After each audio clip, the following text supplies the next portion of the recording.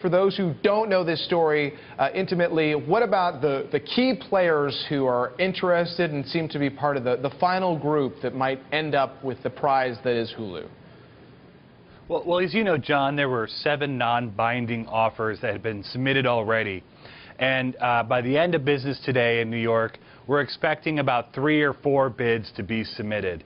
The front runner is sort of considered to be DirecTV. And then you also have Chernin, AT&T partnership, a bid of Peter Chernin, the media mogul, and AT&T, which has a fiber optic television service called Uverse. And then the third we're expecting to be Time Warner Cable. And all of these guys are in the pay TV business. And the reason they're all interested in Hulu is it gives them a cheaper option to the very expensive pay TV bundle that we all shell out for every month. In other words, if you're losing some of your traditional pay TV subscribers, this is almost like a hedge or a mini hedge on people choosing services like Hulu or Netflix.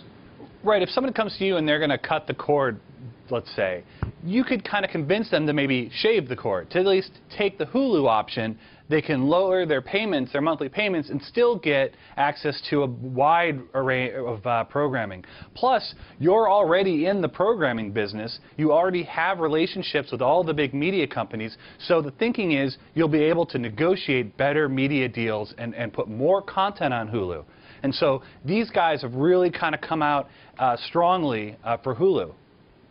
At the same time, we know that the owners of Hulu, who include the controlling ones being Disney News Corp, they want to get a good price for this asset. And, you know, at the end of the day, are all these players that you've mentioned, are they okay? Does the math work for them? If we were to spend, I don't know, $1 billion, this is going to make sense for helping our business long term? Well, the last time these guys tried to sell Hulu, they got bids that were probably more than $1 billion, and they decided that it was in their interest to hold on to Hulu strategically and see where things fall out.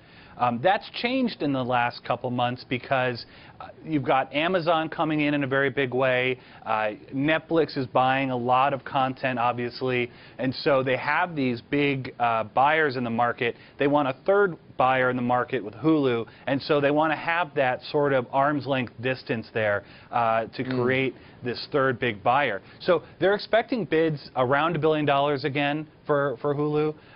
We'll know hopefully later today if that's accurate. And then the second stage will be negotiating the contract, the media contract, the content for Hulu. And right now they're being offered a 2-year extension for Hulu Plus, which is at $8 a month subscription service, and then a 5-year extension for the free advertising service. So, and that's at current rates. So we'll see. That'll be the next big hurdle to the sale of Hulu. So bids have to be in today, but still this story could continue for a while.